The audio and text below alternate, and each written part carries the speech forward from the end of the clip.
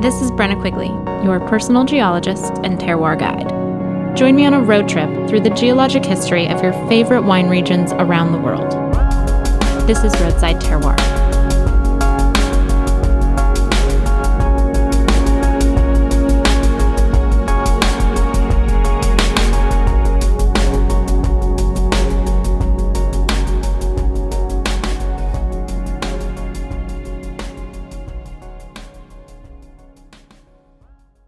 Season 2, Burgundy's Côte d'Or, is made possible by our Season 2 partners, Becky Wasserman and Company, La Palais, and Acker Wines. We're determined to keep this content free and accessible for everyone. We're still actively fundraising for this season and future seasons of the show. To learn more about sponsorship opportunities, please get in touch by emailing us at contact@roadsideterroir.com. If you'd like to support our show personally, please consider becoming an insider or donating to become a Season 2 patron. Insiders and patrons have access to lots of cool stuff, including extra photos, illustrations, and extended interviews with all our guests. To learn more, check out our website, roadsideterroir.com, and don't forget to follow us on Instagram. Please don't drink and drive, and remember to keep your eyes on the road. This episode contains explicit language. You have it? Yeah, you want to hear? Oh, yeah. Tout le monde se tait. Ah, ouais. Ah, it's so nice.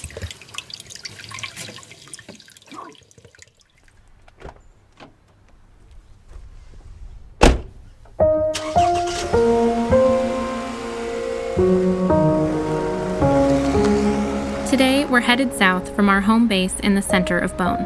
We turn onto the aptly named Route de Pommard, pass by La Dilettante, a couple of gas stations, and the place we rented our car, and before we know it, are surrounded by vineyards again.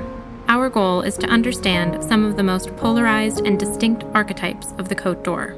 We'll begin by analyzing the rivalry between Pommard and Volnay, then wind our way back into the western slopes of the lesser-known villages Monthelie, Auxey Duresses, and Saint-Romain, where we'll explore the concept of terroir through some substances other than grapes.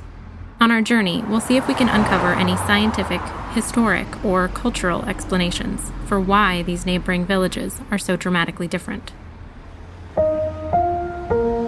As we drive through the last vineyards of Beaune and into the vineyards of Pommard, we veer slightly to the right, onto the D973, which takes us ever so gently upslope and immediately into the Premier Crus of Pommard.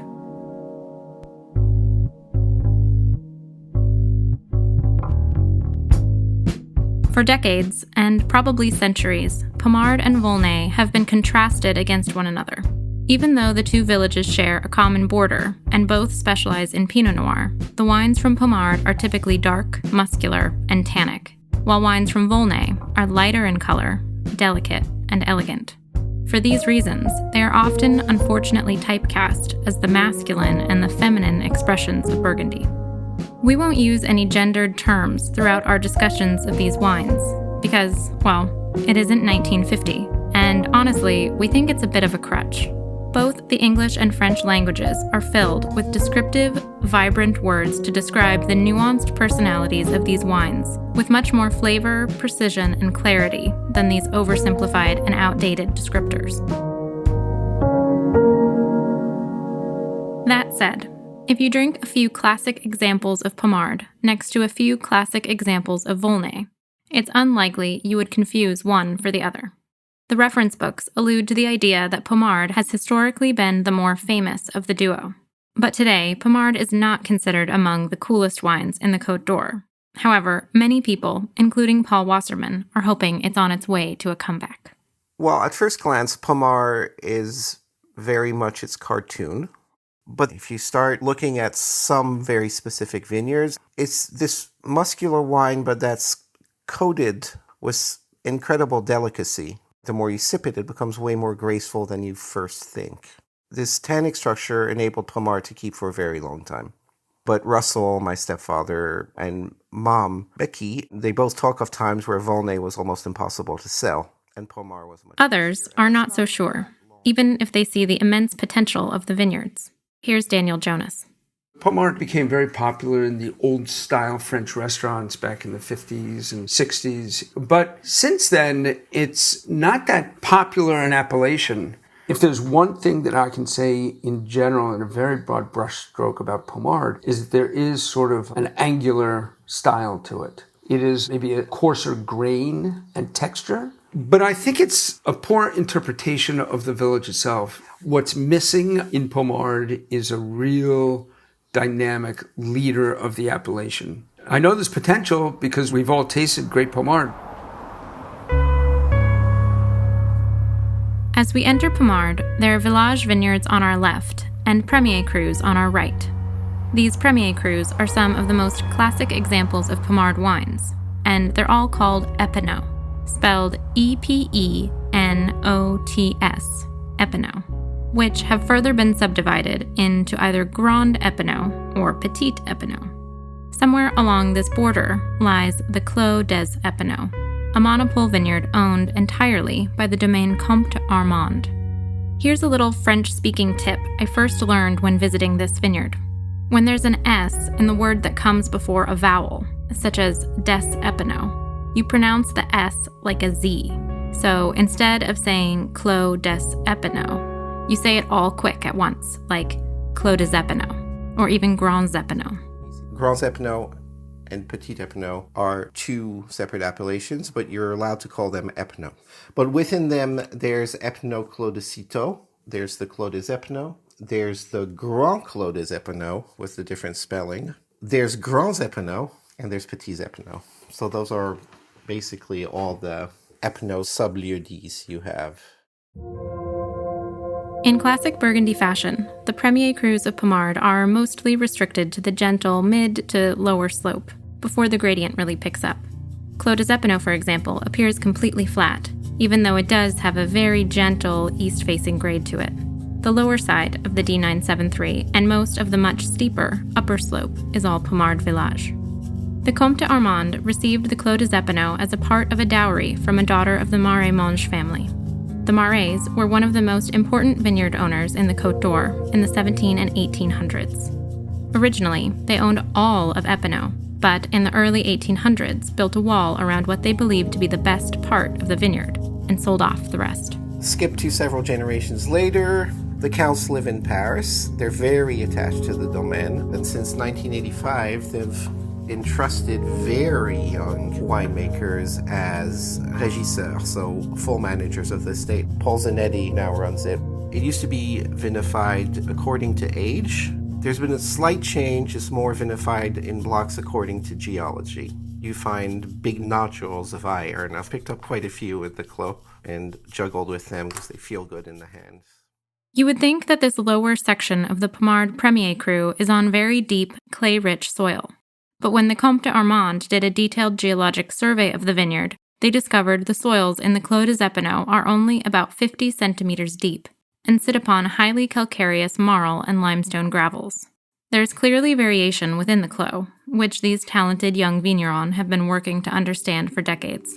However, there's even more variation across the greater Grand and Petit Epinot vineyards that surround it.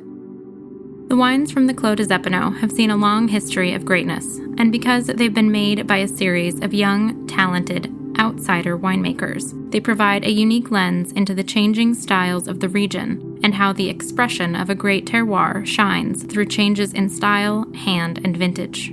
If you ever have the opportunity to taste a vertical of Clos des Epinots, don't pass it up. I was fortunate once to go to a vertical, and we went back to 1864, and it was absolutely stunning.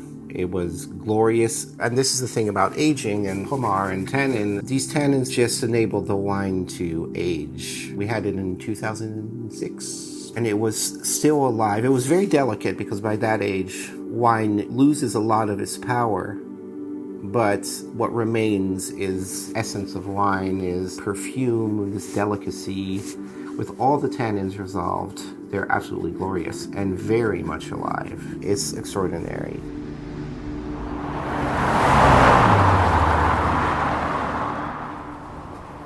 As we continue along the D973, we make our way through the village of Pommard, which sits right at the center of the Côme de Nantou. This combe is prominent, wide, and extends back into the slope all the way to the village of Nantou. The combe provides much of Pommard with a significant amount of alluvial material, as well as a good blast of cool air. The influence of this major combe is one factor that helps to define the terroir of Pommard, along with characteristically deeper, iron-rich clay soils, and another mysterious geologic factor. So I went with my hammer and I started, and which rock is it? I can't recognize it. Here's our local geological guide, Françoise Vannier. Françoise was hired by the Geste, a group of local vignerons, to create a detailed geologic map of certain vineyards from the northern end of Volnay through Pommard and the southern end of Beaune. Okay, and I was really completely lost, and I understood that everything here, most of the limestone, were submitted to a strong dolomitization. Dolomite is a strange and mysterious type of limestone. If you remember, limestone is a rock made up primarily of calcium carbonate. In dolomite, about half of those calcium ions have been swapped out for magnesium. Dolomite is pretty common in the rock record, but dolomite-forming conditions are extremely rare on Earth today. And, in fact, it's difficult to find any good examples of dolomite that are younger than 66 million years old. Geologists refer to this phenomenon as the dolomite problem. So I break the rocks along the walls. In the rock record, dolomite is often associated with high stands of sea level, so some scientists think it may have to do with greenhouse conditions, or possibly evaporitic conditions. But honestly, nobody really knows. What we do know is that dolomite has more magnesium than regular limestone, and often has some extra ferrous iron as well, which can sub out for some of that magnesium. It's slightly harder than regular limestone, but it's considerably more porous, meaning that it's capable of holding lots of water. And it often breaks down into a soft sand. So here, Brenna, you've got a piece of hard dolomite, but we'll see soft dolomite, and this is the dolomitized facies. You see, there is no shape. It's just It's just kind of like a hard lump. Yeah. Françoise points out examples of both hard, intact dolomite and the softer, sandier sections. Notice the difference in the sound of her hammer on the different rocks.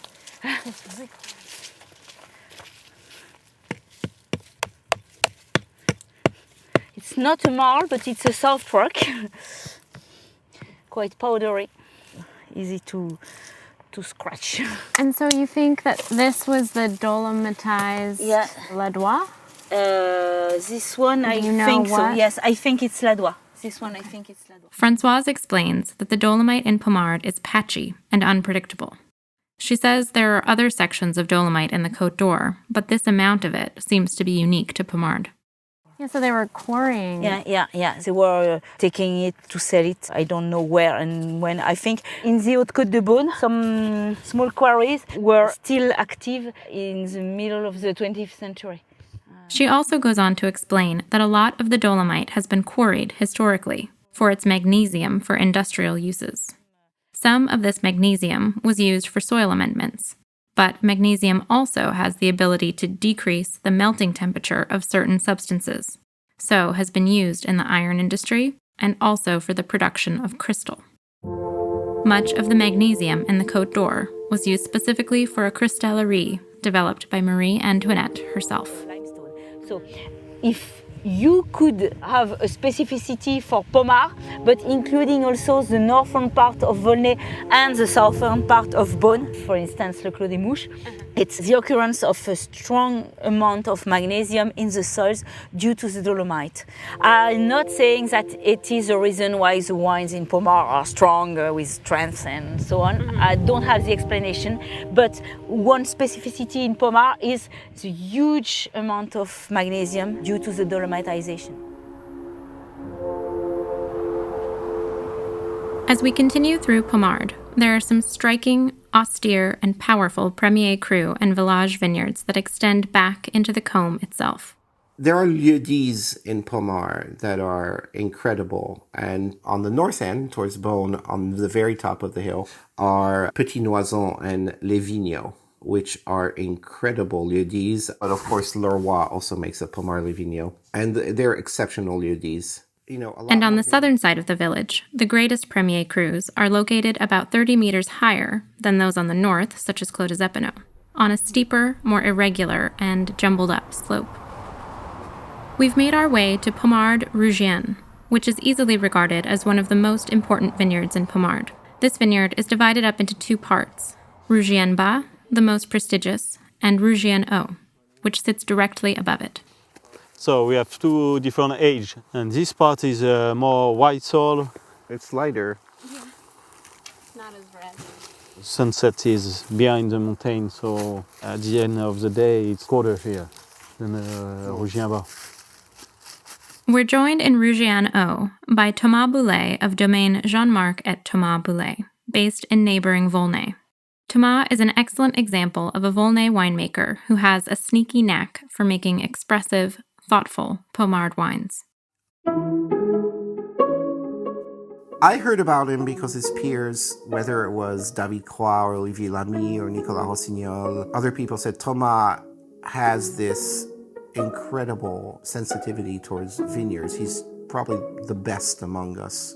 And I didn't really understand it at first because it's subtle, but he has a huge feeling for the vineyards. But also he's a great winemaker. He's a classically styled winemaker, very careful use of sulfur, and the result is wines that have slowly built towards greatness because everything he does is subtle.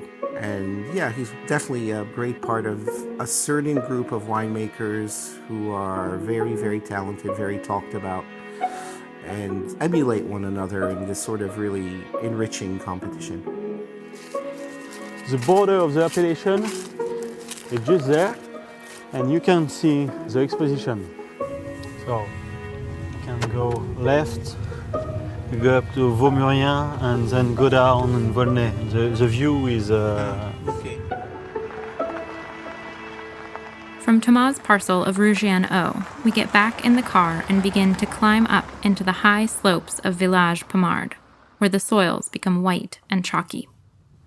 And that hill in the sun opposite there, that's Noison. Vigneaux, Noison. Noison, Vigneaux. Yeah, Noison, Vigneaux.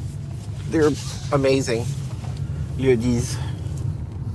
So before, when I was younger, when my running here,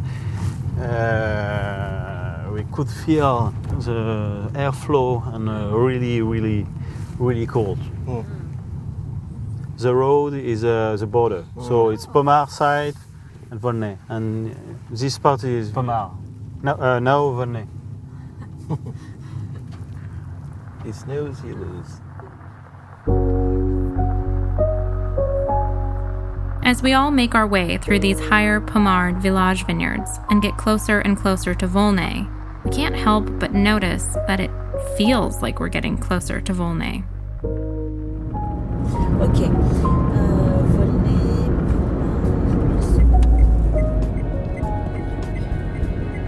Oops. Okay, got it.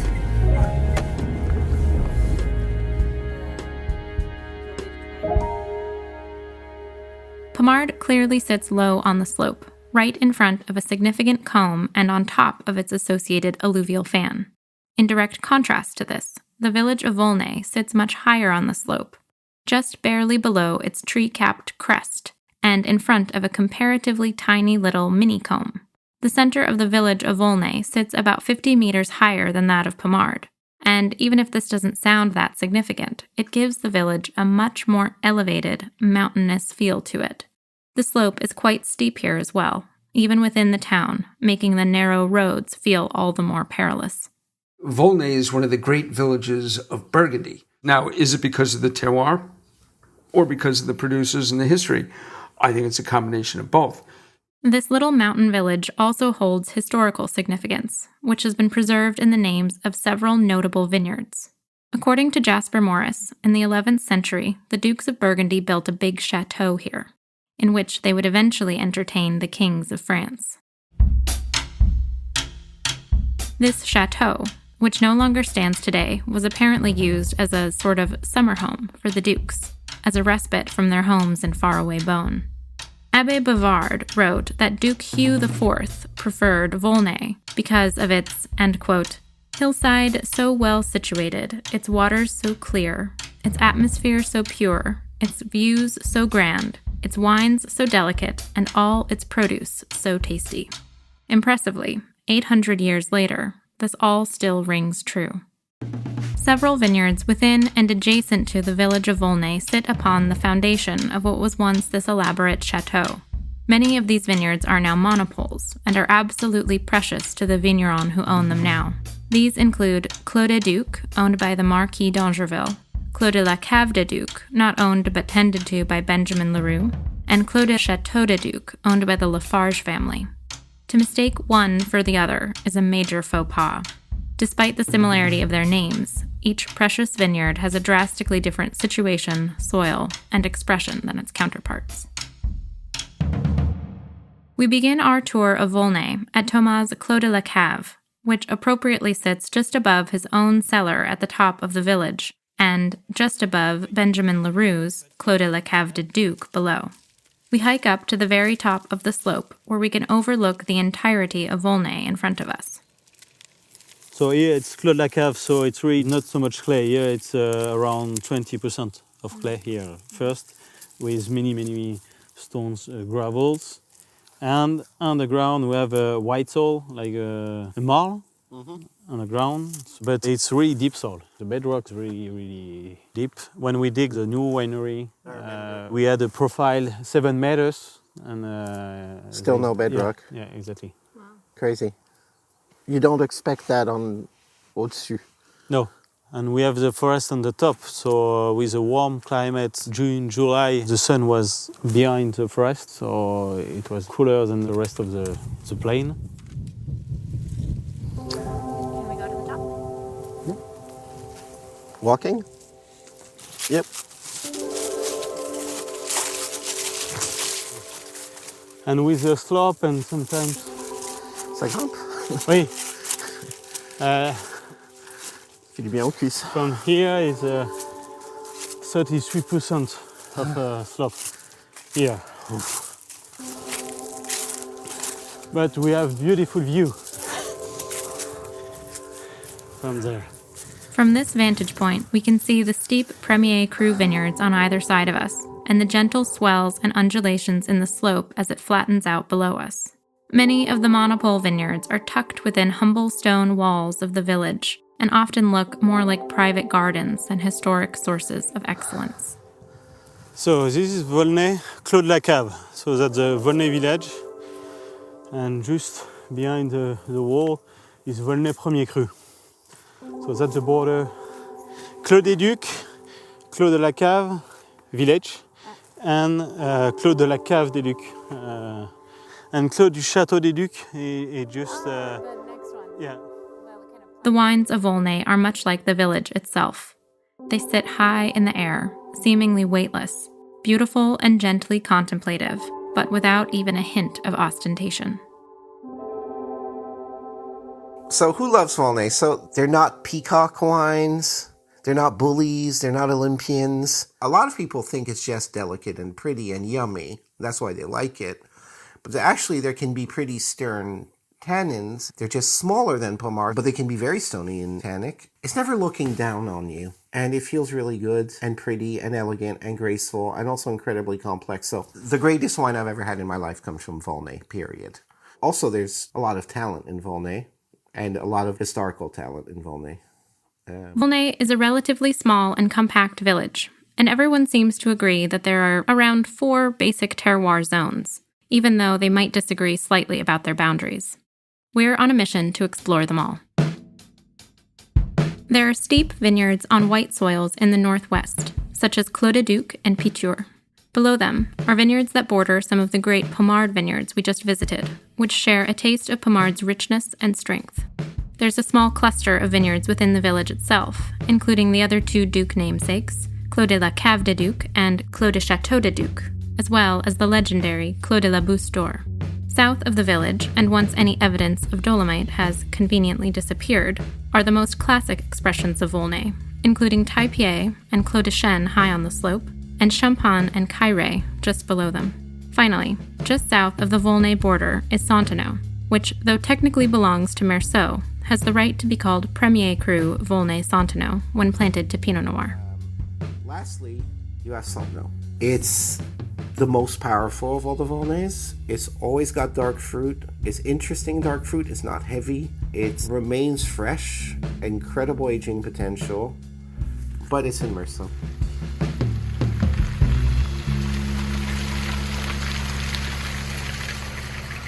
For our next stop, we head back down into the village and just around the corner to Domaine Marquis d'Angerville to visit with the ultimate gentleman, Guillaume d'Angerville himself. Domaine d'Angerville is easily one of the greatest domaines in Volnay. They farm biodynamically and make wines that are true to the style of Volnay while also being perfectly expressive of their individual terroirs. Historically, Guillaume's grandfather was one of the first to begin estate bottling their own wines in the 30s and worked tirelessly to preserve the reputation of Volnay's terroirs from some less than honest negociants of the time. He also played a huge role in officially classifying the individual vineyards. Yeah, this was made by my grandfather probably 120 years ago. My grandfather arrived here in 1903 or 1904, but he was an artist. And one of the first things he did was to open a big window to create his studio. This is facing north, this is the preferred light for artists. He created that huge window, which when I redid the house, I hesitated to put back the original windows, like the level below, but I decided no, I need to keep it the way my grandfather had made it. And so he had no real job before he arrived here, but his uncle who gave him the property when he died was his godfather who had no heirs of his own. In his will specified that it would be perfect because Sam, that was my grandfather's first name, Sam will have gone past the age of passions. He was 35 by the time he arrived here, so his godfather thought passions would be behind. But the estate was non-existent at the time because phylloxera had destroyed everything, of course. He proceeded to replant the entire estate, and we owe him what the property is today. He was part of the INAO, Institut National des Appellations d'Origine, and he also wrote down the hierarchy of Burgundy together with Henri Gouge in Nuit Saint-Georges. The two of them together were mandated by their peers to do this. And that was the beginning, of course, of what we now know everyone wants to do. So, like he said in his own words, he wanted to fight for authentic wines. Authentic wines was his motto.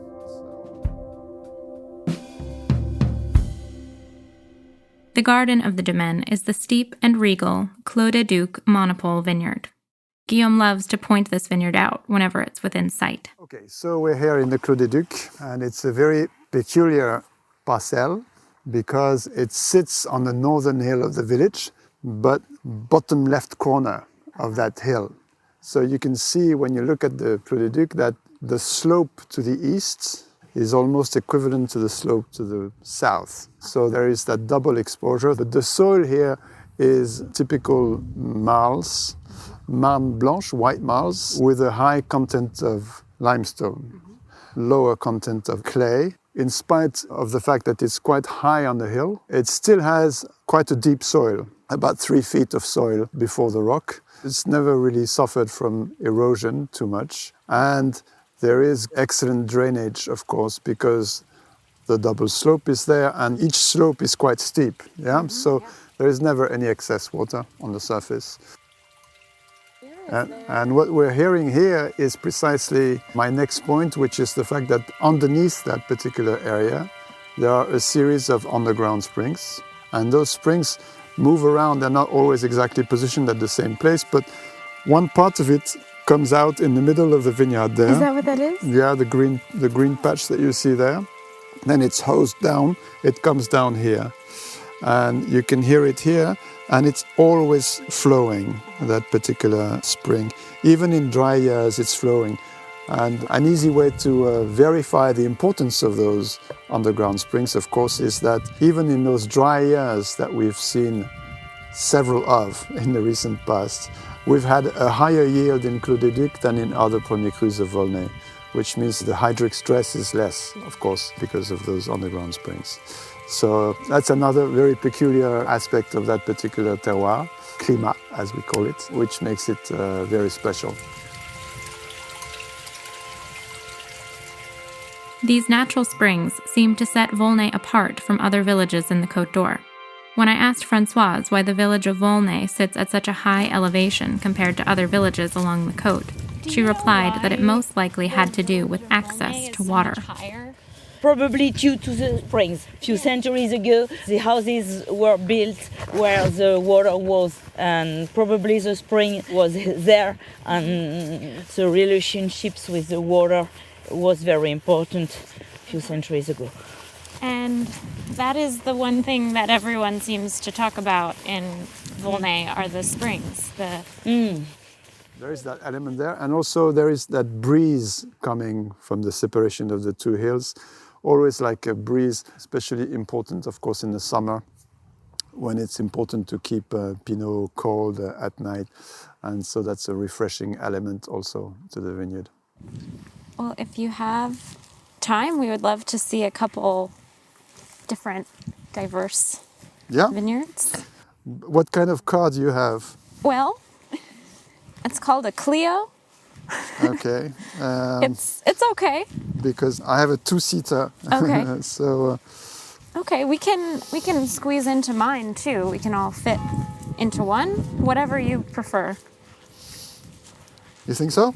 Yeah. Okay. Oh, well, let's do that then. It's easier. It already has dirt from yesterday. Yeah. In it, so it's ready for the vineyard. So, this is how I ended up driving around the Marquis d'Angerville in our extremely dirty, scrappy little rental car along the steep and perilous roads of Volnay. It's going to be a very steep slope. So we're going up the south hill here. The village is in between the two hills. Now we're going up the south hill. Blow your horn at the top. Then turn left. Oh, wow. This is a slight detour through Taipei because I want to show you from above. So turn right here. This is my Taipei here. You can park.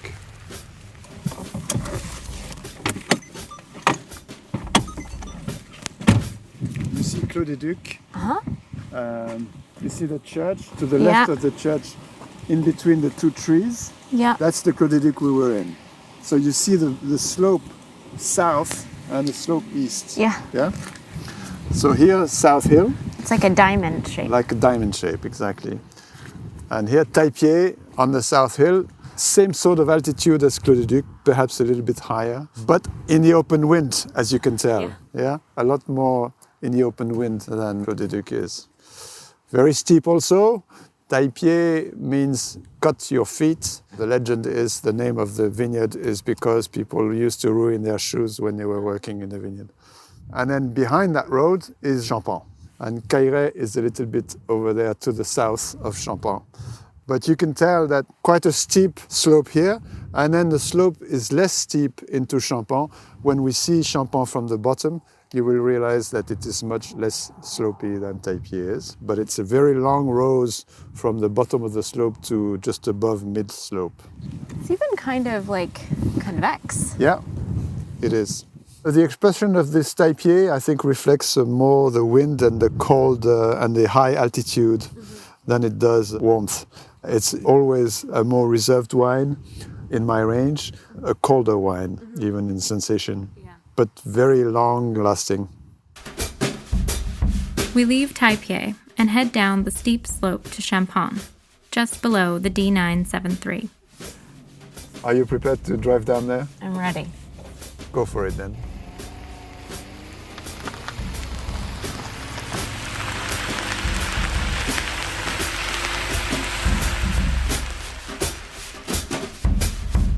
You see the two cars, boom, that's the limit of Champagne, and that's the limit of the parcel itself. And of course, the initial part is quite slopey, and then it's much less slopey at the bottom. You can see here it's almost near flat. So that's the real beginning of the slope. Long rows, about 300 yards long, but the top is very shallow soil, and the bottom is quite deep soil. So depending on where you are in the parcel, it's different, but it's the overall combination that makes sense and works well. So Champagne, in many ways, is considered as kind of the archetype of Volnay Premier Cru. Almost in the middle of the appellation, it's close to the middle of the slope. It brings together all the main characteristics that we expect from the Volnay. The next vineyard we're going to see is the Clos de Chêne, which, if we're being honest, we didn't visit with Guillaume, but visited instead on another day with the esteemed and beloved Lafarge family.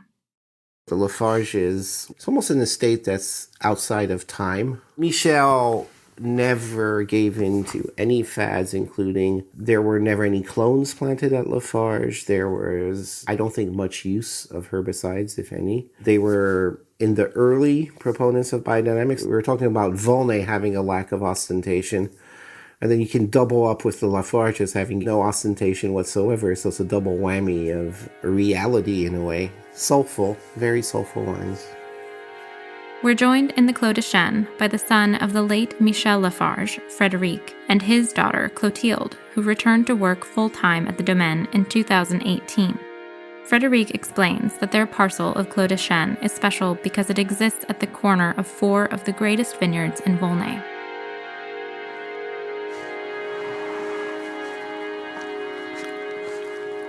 Voilà, Clos de Chêne. So we are in Clos de Chêne. Our parcel of Clos de Chêne is very, very special. It's the first parcel of Clos de Chêne after the Taille-Pied. In the middle of our parcel here, we have the changement, Cailleray on the right, Champagne on the left. It's a terroir very complex with very, very good intensity. It's a very red soil, 30 centimeters of soil, and after we have the limestone rock. And this part of Clos de Chêne between the road to the little road, for me is the best part of Clos de Chêne because very complex. And after the little road, it's the soil is more clear, and it's Clos de Chêne with more tannin, with a lot more austerity.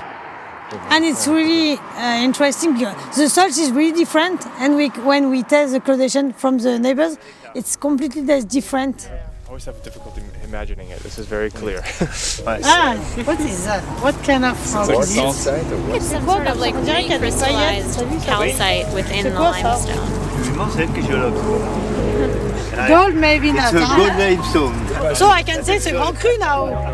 Thank you. Faut pas trop le dire, on va voir tous les chercheurs d'or après. Ouais, oui. From Clos de Chêne, we cross the road to the lower side of the D973 again, into Cailleray.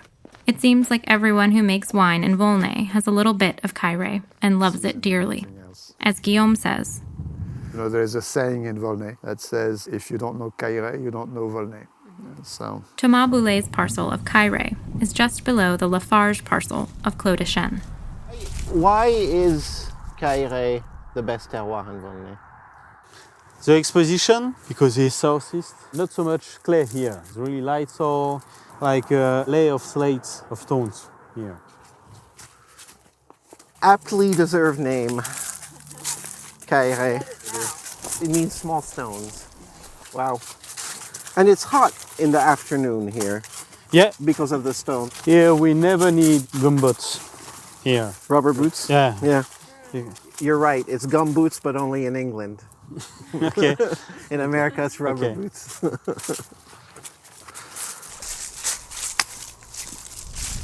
Cailleray is a big vineyard and quite variable. The d'Angerville parcels are just a bit further south than the Bouley parcels. but you can see, of course, yes, that here it's quite slopey, and Champagne back there is at the bottom less slopey, but at the top quite slopey. So you can recognize just by seeing it that the top of the parcel will be quite different from the bottom.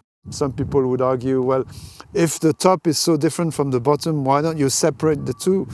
Well, no, that's precisely because they are together that it makes a wine that is distinctive. Yeah. And the Lafarge parcel, always the enigma, is just a bit lower on the slope. Wow, the clouds are so dramatic.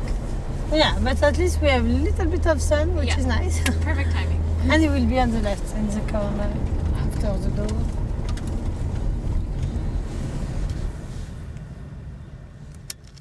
25-30 centimeters of soil, and after we have the limestone mother rock. And the name is Carré because we have a lot of minerality in the wine, always, yes. Their parcel is on a very flat section of the vineyard, and part of it has recently been replanted in a manner unlike anything that has ever been done in the Côte d'Or. Instead of neat, straight rows, the new vines have been planted in a perfect spiral. This old vine has 64 years old, and after you have the new parcel planted in 20 and planted in spiral. And if you hold, we can walk, we don't speak, and after we speak, okay? Yeah. Okay. It's an experience. We walk silently, winding our way around the edge of the vineyard towards its center.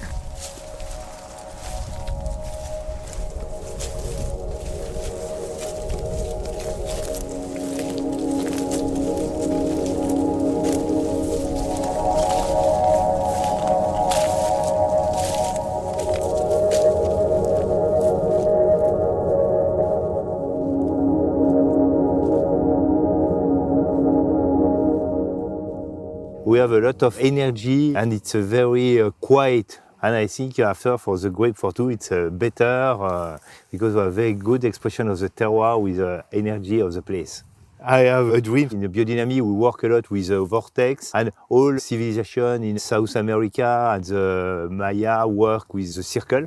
And I think it's very interesting and I'm very happy it's possible in the Cairo. Yeah. So of course it's all by horse and by hand. Yes. Clothilde tells me later that this has been a dream of her father's for probably 20 years.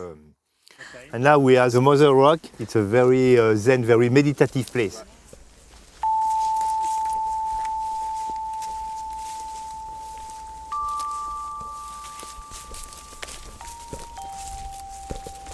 We head back to the cellar, rethinking everything we thought we knew and everything we thought was possible in the Côte d'Or.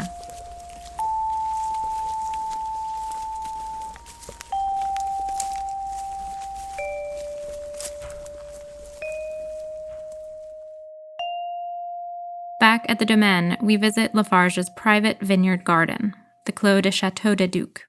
We're joined here by our friend, another Wasserman associate, Peter Burrows, who helps to translate. Okay, donc là we are in the Clos du Château des Ducs. It's a monopole of the domain, 0.6 hectares. It's a very great terroir of Volnay. The soil is argilo-calcaire, very brown, with a lot of little stone. We have 35 centimeters of soil, and between the soil and the mother rock, we have 25 centimeters of a little stone in limestone. It's a terroir, a climat with a lot of energy. It's a very tonic place. Yes. Yes. Do you think the walls here add a human element to the terroir?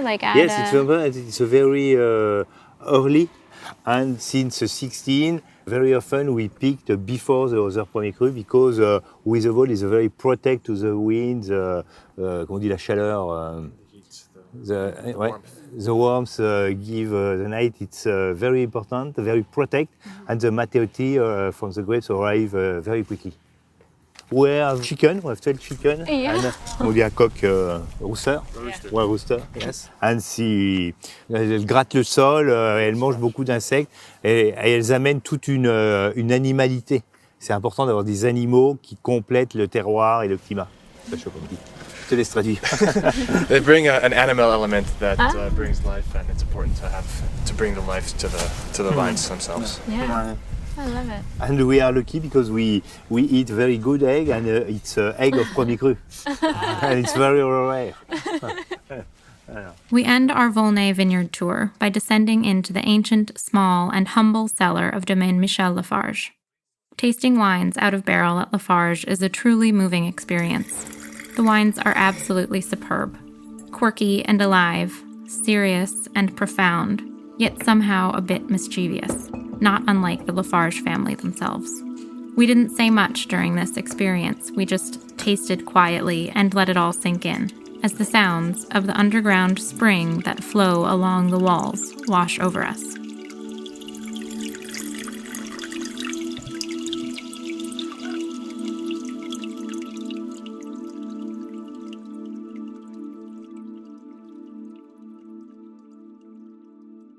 There's a lot to Volnay that seems to transcend our current understanding of terroir. Here's Jasper Morris.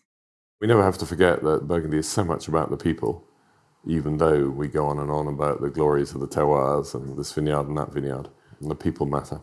There's a rich history and tradition here that is fully encapsulated by the people who guard it.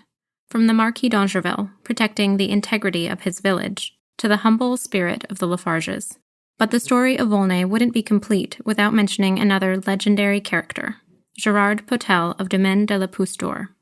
Gerard Potel, he came in from outside and created something spectacular, including his first vintage, 1964. But Gerard Potel was also a very strong character, didn't suffer fools gladly. You sort of had to earn the right to go and taste there. So you'd see these big formats being drunk here at special occasions.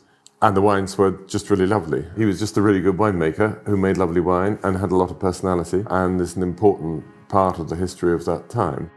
Older vintages of Domaine de la Pousse d'Or are easily some of the most coveted bottles in any Burgundy lover's cellar, especially those of their flagship monopole vineyard, Clos de la Bousse d'Or, which roughly translates to Clos of Golden Earth. I should mention here that the domaine sold following his sudden and unfortunate passing in 1997. Gerard Potel quickly established himself as one of Burgundy's great winemakers in the early 1960s, and many important domaines of today still cite his impact. Jacques Sayce of Domaine Dujac famously worked a harvest at La Pousse d'Or, and today both of these two men are now considered some of the most pivotal characters in Burgundy's modern history. Gerard Potel was the first in the Côte d'Or to sort his grapes at harvest, and made careful efforts to improve the concentration and seriousness of his wines. Plus, he was a big fan of whole cluster fermentations. It's hard to imagine what Burgundy would taste like today without his influence. True greatness comes a little bit from the terroir, but I believe in the magic of the druid that's stirring the pot. When you talk about true greatness, as in Gerard Potel, it's not just the terroir. It's something beyond that, because Burgundy is such a magical place for reasons that we can't explain.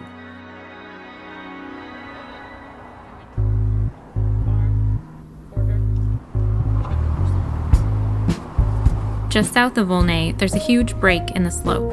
A major valley cuts back into the côte, creating the opportunity for vineyards with unusual orientations. If we were to continue south, we would abruptly plunge into Chardonnay vines and the village of Meursault. Instead, we choose to continue on the D973, which wraps around the same slope as Clos de Chêne and continues due west, off the beaten path of the east-facing Côte d'Or into the quiet villages of Monthelie and Auxey Duresses and the dramatic cliffs of Saint-Romain. So we have a choice here to go through the Monthelie and Auxey Saint-Romain. It's a beautiful view. It is beautiful. What are we looking into? Auxey Duresses, Monthelie, and the valley of Monthelie. Monthelie produces a tiny bit of white, but it is mostly a red wine village. Clos de Chêne's already a pretty tannic vineyard, especially for Volnay. It's a little chunky, a little structured. It gets more so when you hit Monthelie. So the structure gets really amped up. They used to be considered a little rustic, but with changes in climate, in farming, and winemaking, but really climate, I think, they've really rounded out. Juicy, the structure is now tasting crunchy. Monthelie is an interesting balance of a few factors. There's the cool air from the combe, contrasted with the afternoon warmth of the south-facing slopes. Françoise has also pointed out that the geology of Monthelie is dominated by white marl. All of this is actually quite reminiscent of the hill of Corton. These white marls continue deeper into the valley, toward the village of Auxey Duresses, where Chardonnay plantings become a bit more common and much more well-known. Auxey. So the thing about Auxey, is the reputation, and certainly can taste that way, is its high content of active limestone. You get a minerality as violent as Chablis. Right, which is what a lot of nerds are into. Yeah. Right? Yeah. Okay. I didn't really know that. I don't really know anything about Auxey. Well, no does the rest of the world. In short, active limestone refers to the calcium carbonate in the soil that is actively available to the plant. This means that it can easily increase the pH of the soil and that the calcium is readily available to the plant. A lot of active lime can actually be a harsh environment for a vine and make it difficult for the vine to take up other nutrients, such as iron. Remember the calcium-encrusted roots we saw at the top of Cortone in the last episode? Auxey, I tend to consider as a white wine producing village because the whites are getting all the attention. The reason for this is that at the south of the village, the hillside is the continuation of Meursault. So the first vineyards when you leave Meursault and hit Auxey are up against really, really exceptional Meursault village. That whole group of lieux-dits on both sides are exceptional. There's some famous producers there. Rouleau makes an Auxey Blanc. It's not just from that side. And of course, there's Leroy with the Dauvenay Auxey Les Boutonniers, which is great and will cost you the price of a small car. To the north of the village, on the other side, and facing south, you have a handful of Premier Crus. They all face south except for Les Duresses and Le Bas des Duresses. And they're very, very striking wines there. Almost Chablis-like minerality in whites, almost white wine minerality in reds, and this great, great crunchiness. You've got Meursault, Monthelie, Volnay, Auxey Duresses, and you've got some faults parallel to the valley, but you also have a fault into the valley. Even if from place to place you can have the same limestone, you will also change the exposure. And Auxey Duresses is, I love this village because it's quiet, it's not along the main road.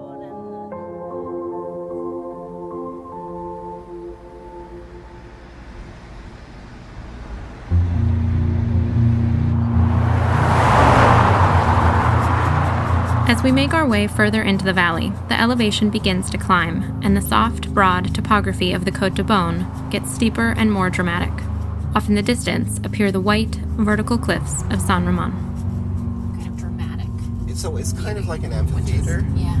And this is where sous le château, literally under the castle, is that slope. We're going to get a better view of it. And this was Combazin. Well, this is a good place to go show geology to people. Yeah. We see the vineyards of San Romain before we get into the village itself. The elevation at the lowest part of the slope here is still over 300 meters, or higher than that mountainous village of Volnay. And the vines at the top of these steep slopes, such as sous le château, are well over 400 meters. We're going to go into Saint-Romain and go up to Saint-Romain-le-Haut, because Saint-Romain is also where the Wasserman started. The village of San Romain sits cozy and protected beneath the towering cliffs above.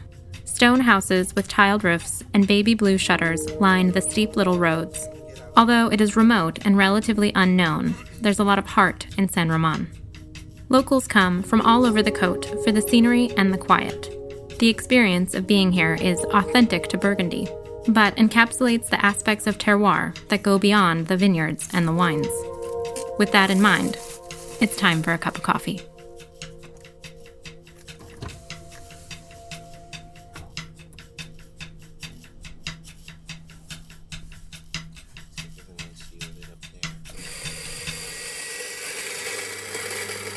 So for me, this is a classic Yirgacheffe. It's a washed coffee from high altitude, like 2,000 meters in the forest. This is Matt McClune. Matt is a talented artist, now turned artist/coffee roaster, and the owner of San Romain Coffee. Matt and his wife Megan came to Burgundy almost 20 years ago. Matt had been working in restaurants in Boston, where he met Alex Gamble, one of the early Americans to start his own small négociant business here in Burgundy. Shortly after their meeting, Alex encouraged Matt to come and work a harvest. So I worked with Alex, and I came back every year after, and then in 2004, I convinced my girlfriend to move and have an adventure for like a year or something like that. And that was 17 years ago. What an experience. It was nice coming from Boston to the center of Beaune, and at night you could hear the glasses clinking on the tables, and it's like, France. And so what did you do when you first got here? Like, how did you pay the bills? As it turned out, Alex actually had just bought a new building on the ring road of Beaune, and he needed a site manager for the renovation. And he's like, Matt, yeah, you can figure that stuff out, right? Like, you should be my foreman. And like, I don't have the construction experience, nor did I have the French skills, but there I was like every day on the job site talking with these old school artisans. It was super great, like really sink or swim French. Except that I was learning the gros mots, I was learning like bad words and slang and stuff like that. So then I would like go to the bank, like to try to get a bank account, and I would just speak as good as I could, but I saw from their reaction that, oh, that maybe that's not how you say it like that. Give me a goddamn loan. Yeah, it was kind of like that, right. And so they stayed. Megan worked with a few wineries on the business side of things, directing sales and exports, while Matt continued working and focusing on his art. As we stand here, tasting through his delicate and precise coffees, it's hard to believe he started this project less than 2 years ago, not to mention in the middle of a strict COVID lockdown. Yeah, I mean, that's what got me through the lockdown, was to dive into a project, something like this, like 12 hours a day for months, looking on the internet and researching. And so I learned that a Loring roaster would maybe give me an edge, for one thing, and then I researched like who can I train with that would be like the best person. So I found the head judge of the Nordic roast competitions, and I contacted him, and after some discussion he was like, okay, you can come train with me. So I was like, wow, cool, Copenhagen for a week with this guy, awesome. At this point, I think everybody was sort of reassessing how they do things and how ecological impact we have, So more people are composting and more people are thinking about, buying local. So I thought if I'm starting this project now at this point, I could try to address all of these things like from the get-go, So the first reason for Ethiopia for me was the shortest circuit to France. Ironically, it's Djibouti. And then as soon as I started looking into Ethiopia, it was like, oh my God, it's the birthplace of coffee. All coffee comes originally from Ethiopia. There's thousands of varieties of coffee. You've got an incredible range of terroir in Ethiopia. Burgundy, for a lot of the world, is the home of this light, delicate red wine that can be super expressive, but really light and pretty. Somebody should be doing this with coffee, and I think Ethiopia is the right place to do this. All of Matt's coffees come from Ethiopia, so he focuses on terroir-specific regions within Ethiopia, such as Yirgacheffe, Sidamo, and Bokaso, and experiments with both washed and natural methods, which have a lot of similarities to traditional and natural winemaking methods. Natural process is the Arabica cherries are picked at peak ripeness, and then they're brought to a processing area where the cherries get spread out on these raised beds, and over the course of 2 to 3.5 weeks, they dry them out very regularly, There's a little bit of fermentation that happens, but there's like the fruit degrades a little bit, but evolves in terms of its flavor profile. You'll have potentially more cooked fruits or more florals, and these flavors obviously penetrate the seed. And the phenolic ripeness of the seed continues to evolve, so you have a little bit less acidity. So you can have a coffee that's got a lot more flavor, a lot more like, fruity flavors or wacky flavors, depending on how the drying goes. So that's natural process. Wash process is much more safe, but it's a bit more work. You pick the cherries, you put them immediately through a depulper, which kind of smashes them up a bit, and then you wash off the mucilage, and then you let them dry. So it's basically like the phenolic ripeness of the cherries that you pick during picking. Whatever you have in the seed at that point, acid level and all that, you keep it at that point. So you have a coffee that's more sort of pure, straightforward, clean, brighter acidity, and it's just like, winemaking. The real skill he's been mastering, however, is the roasting itself. A lot of people talk about roasting coffee as like cooking a steak, for example. There's different ways that you can cook a steak, and you'll end up with different results, The same thing holds true with coffee. And depending on the coffee, you might want to apply different heat in a different way. The thing is that at the end, you want to end up with, let's say, 205 degrees Celsius.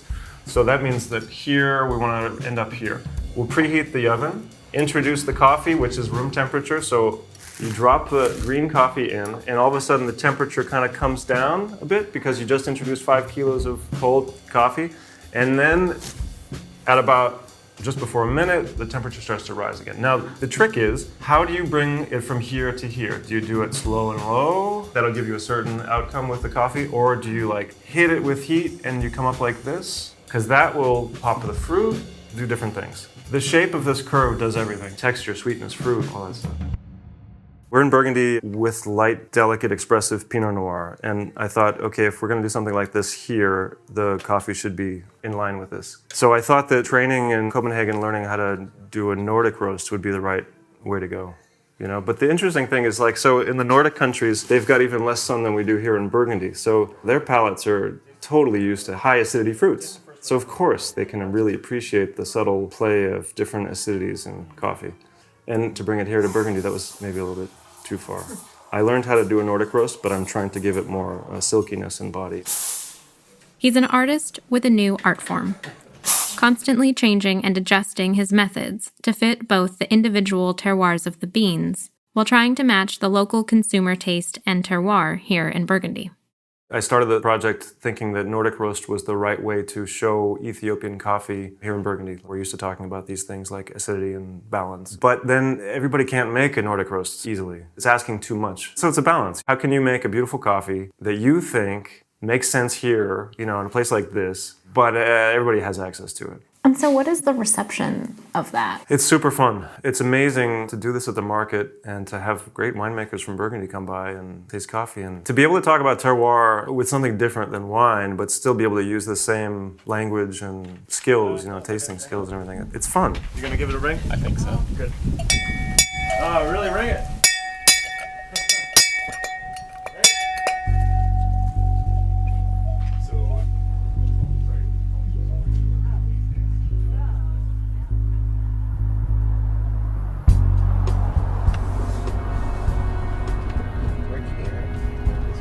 Now that we've had a few too many coffees, we make our way up to the top of the central hill of San Romain in an attempt to burn off some caffeine. It's a steep slope with the ruins of an old chateau at the very top. There's a small park here with a picnic area and some of the most stunning views in all of the Côte d'Or. The cliffs are still behind us, illuminating the valley in the warmth of their reflected light. Françoise explained to me that up close, these cliffs of Bajocian-aged limestone rock aren't as white as they seem, and are made up of fossils of ancient sea lilies, or crinoids. It's the same hard limestone you find to the south in the Mâconnais, or to the east in the Jura, and just north of us in the little village of Bouillon, where the Wassermans live today. I've always thought it was interesting that the Wassermans were drawn to both Bouillon and San Romain, and have come to my own conclusion that there must have been something comforting, or inspiring, about these striking cliffs. This view especially really kind of underscores the width of the valleys in the Côte de Beaune. Mm-hmm.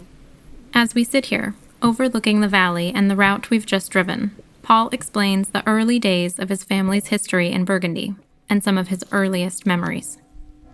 When we moved permanently to Burgundy in 1968, we had rented a house in Saint-Romain. And that's where we lived for 4 years, and I was 1.5, so I don't have memories that predate Saint-Romain. I went to kindergarten there, and I just have vivid memories. Paul also told me that they had the only bathtub in the village, and that sometimes the inn next door would send over their fanciest guests for a luxurious bath. And we lived just opposite was the Tonnellerie François Frères, which was small at the time. They never exported barrels. That's where we first had people like the de Villens come to our house. It was Aubert first. He wasn't married yet. The Hansens, Anthony and Rosie Hansen, who were starving young people in Burgundy. I think it was very entertaining for the Burgundians to see these strange creatures. My father had long hair, which was not the fashion back then at all. Always walked bare feet. A lot of the French were amused and sometimes frightened. I have pretty fond memories of that part of my childhood, actually. And we started the wine collection. We started putting wines in the cellar. And in Saint-Romain is where my parents met the Munières. My mom wasn't in the wine yet. It was just, they loved the wines. Actually, incidentally, Becky wasn't really allowed to go taste back then. It was mostly my father going to taste. And once she went down to taste in the village and she hadn't learned how to spit, and she came back up basically clinging on the walls of the streets of Saint-Romain. And her mother, who was quite stern and was living with us, gave her a lot of shit. Told her it was not proper for a lady to behave that way and things like that. That was Becky's beginning in the world of wine. Housewife, cooking, cleaning glasses, receiving all these people that were coming through. Not long after their time in San Romain, Becky realized she needed to leave her marriage for the sake of herself and her children. It was her connections to the wine industry in San Roman that gave her the encouragement and independence to do so. Well, it was her first professional entry into the world of barrels, not even wine yet. I think it was Jean-François who approached her and said, "Hey, you speak the language. Do you want to see if you can sell some of my barrels in the US?" So she started selling barrels. By then, we were already living in Bouillon. By then, we had wonderful characters coming to visit us. André Chelichev, Selma Long, the Ponce's, the Adelsheims from Oregon, the Letts from Ivory Vineyards, Dick Graff from Sainsbury. And Peter and I were sent, my brother Peter and I were sent as teens to translate in the cellars. And I remember taking a bus of American winemakers to Domaine de la Romanée-Conti when I was maybe 13, being handed a glass and told I could taste, which was also a fond memory. We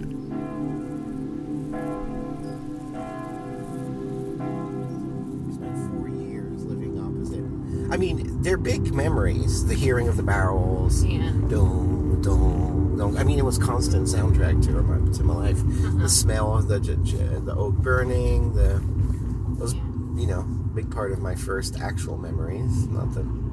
Yeah, that explains that why you're into experimental jazz now. Banging of stuff. Oh, banging. Just like. So we were down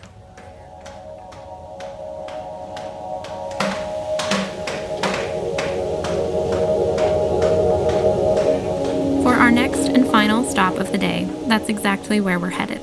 The Tonnellerie François Frères, another absolutely definitive piece of Burgundian history and terroir. As we arrive, we're greeted by our host, Max. My name is Max Gigandet, and I'm the general manager for François Frères. Max is cheerful, instantly likable, and a bit of a legend to winemakers around the world who use François Frères barrels. It's my first time at a tonnellerie, and we're here for the full tour. Yes, I think it's easier to follow all the different steps. Yeah. So we use only oak. So it's a French oak that we purchase from the French government. These trees are around 100, 150 years. And when we buy wood, we can buy at the auction. So the idea is to get trees that grow slowly. All our customers are looking for grain that they call tight grains. The tightness of the grain is defined by the tightness of the spacing of the tree's growth rings. As you see, what we need to make the staves is only the bottom part of the trees. As soon as you've got branches, we cannot use the wood to produce the staves. We will cut them, let's say, 1 meter long, and then after we have to split the wood to produce the stave. When the staves are produced, after we have to store them outside for what we call in French the séchage. In English it will be seasoning, but in fact it's more like a maturation. We need the wood to evolve, to be washed by the rain, just to eliminate all the bitterness and the sappiness. Also, you will get some mold that grow on the wood, and they will change the component of the wood. And for François Frères, we really believe on the natural seasoning. We are in Burgundy, so we love to talk about terroir, as you do. We always say that there is a microclimate in Saint-Romain. It is what it is, but it works very well for the seasoning. In fact, we've got always wind coming from the little valley on the back. In winter, we've got some snow, we've got sometimes fog, but the main thing also, we are quite far away from any pollution. And the wood is like a sponge. We like the idea to get a clean environment here. So now we will go. After seasoning, the wood is brought into the workshop. So on the back, we've got the first machine that we use to cut the end of the staves to eliminate the defect that may happen during the seasoning. And then after, we've got a planer, jointing machine. And also, the main thing is the side, hyper smooth, just to avoid any leakage. Because when we make the barrels, all the pieces of wood are assembled with hoops. And of course, there is no glue, there is nothing. It's only wood and the hoops to keep them assembled.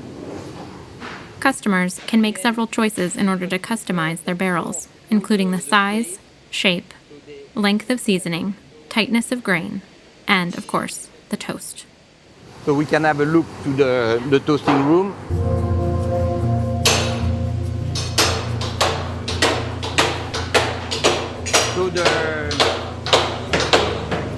So when the barrels are built like this, we put the barrels on the fire. We keep a very high fire because we need to warm the wood. At this stage, we also spray water on the outside and the inside of the barrels. The water will help to smooth the wood, so the wood will be easier to bend. Heat and water help for the bending. You can see we use all the offcut of wood from the staves to make the fire. I told you, nothing is wasted. So here we keep a fire for the toasting. You see the intensity is much lower. When we produce a light toast, we will keep a low fire. And if we produce a heavy toast, the intensity of the fire will be much higher. Typically, the timing of the toast is the same, but the intensity of the fire changes. Right now, he's making the customer request medium light if you want, because it's not medium, he wants to be between light and medium, so we call it moyen moins. Okay.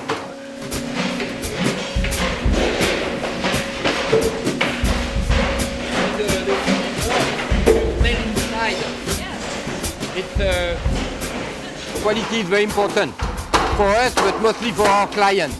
And the consistency is the key. When you buy a barrel, you expect to get the same quality year after year.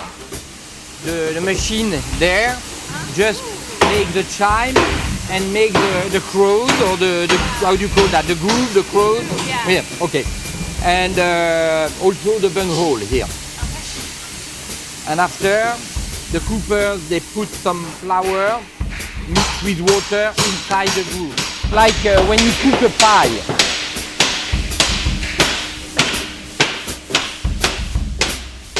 At the beginning, we use temporary hooks, and then step by step we will put the new hook or the final hook on the barrel. The barrels are slowly formed as they rotate from station to station around the workshop. When the heads are on the barrels, we have to check that there is no leakage. So, as you can see, we put some water inside the barrel to make sure there is no leakage.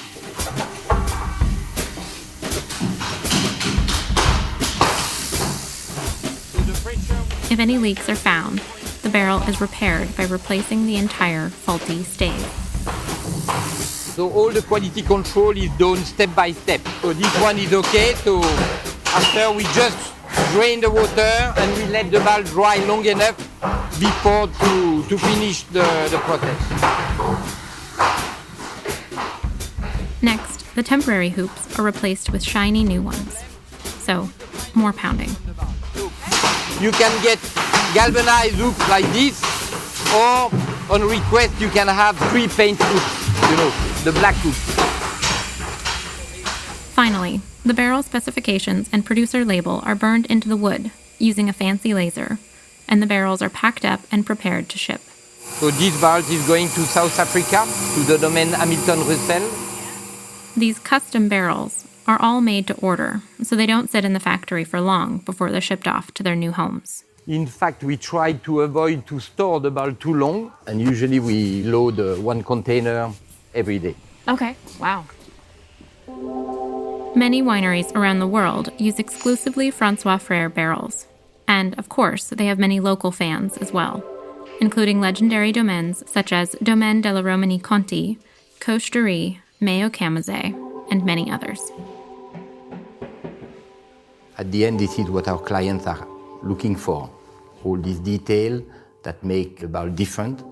As I say, if you make wine in New Zealand or if you make wine in Australia, it's quite different. Could be sometimes the same variety, but the expectations are not the same. They may have different needs. So there is some changes. Yeah. Not huge changes, but and for sure for us, we have to listen what our customers are looking for. We like to evolve and to do a smooth evolution just to match the wine made today. You've got always a new generation coming on board, and they like to do something a little different. So instead to buy a 2-year season wood, they will ask for 3-year season wood, lighter toast in terms of capacity. Years ago, we were not producing that many big barrels. And now we do produce more barrels, like 500 liters or things like this. I don't want to say it's a new trend. I think it's just a smooth evolution. You know, it could be maybe the global warming. They look for something a little different. And a touch of oak that could be also different. All these little things, we just have to fine-tune the recipe. Do you find that even within one producer range, that certain terroirs absorb the same oak in different ways? Always, yes. I'm convinced about that. We see it every day. You know, some Grands Crus in Burgundy are aged for 18 months in new wood, and the wood disappears. People always say that it's that underlying finesse that you get from the appropriate use of oak, and that's from how is the tannin structure different? I think I really believe it's the understanding of the winemakers to play with new and older wood and to do what they have to do. It's their own job. Our job is really to supply a barrel which is consistent year after year. And as I said before, you've got different options. So about the tannin structure, you can go for longer seasoning of wood, you will probably get finer tannins. If you also combine that with a very tight grain, again, you will expect a much finer tannins than a real open grain. So it's all these details that make the difference. Artisanal coffee, cliffside picnics, and custom-made barrels may not be the first images that come to mind when you think about Burgundy, but we believe they're essential to understanding the heart of this place. Burgundy is the home of terroir, but it is also where the human and physical elements of the place have become the most seamless.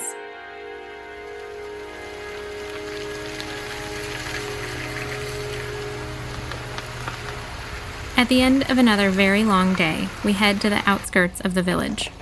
It's pitch black outside, but we're following the directions Matt gave us earlier in the day. We take a turn onto a gravel side road, cross a small bridge, and drive into a grassy lawn where we park. Here, we get out and turn on our flashlights in order to find and cross another small footbridge. The hidden house in front of us is Matt's art studio, which doubles as a practice studio in the evenings for the local band, the Auxey Morons. Get it? The band was started by Chris Santini, who plays guitar and lives and makes wine in Auxey Duresses.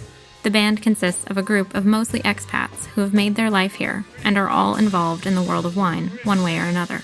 They play mostly rock and the blues, swapping out instruments and vocalists as they feel like it. We're late, so practice has already begun, but there's a table full of pizza and a dozen or so open bottles of wine. Between songs, we mess around with the mics and talk about the wines.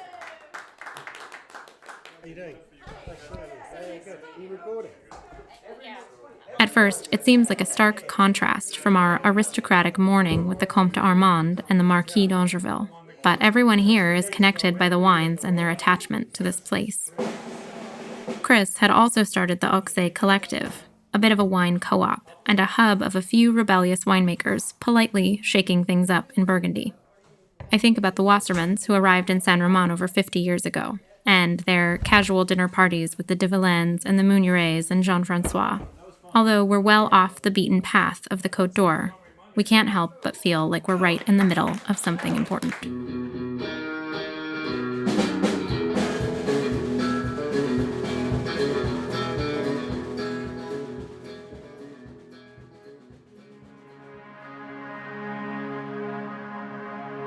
Thank you to our guests, Thomas Bouley, Guillaume d'Angerville, Frédéric and Clothilde Lafarge, Matt McClune, Max Gigandet, and Françoise Vannier, with commentary by Paul Wasserman, Jasper Morris, and Daniel Jonas.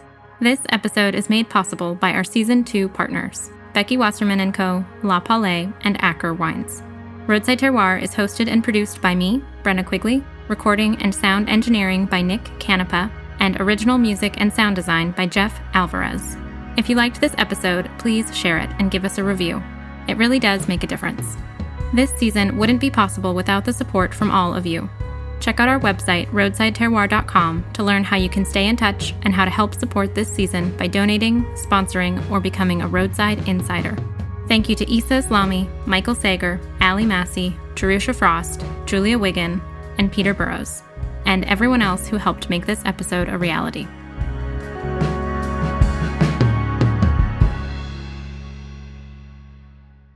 It's also the service that you can bring. If the guy is in the middle of nowhere in Australia, he has a barrel to repair, we will repair the barrels. Yeah, well, sometimes we shoot the guy, it's easier. But no, after, it's, you never know, but...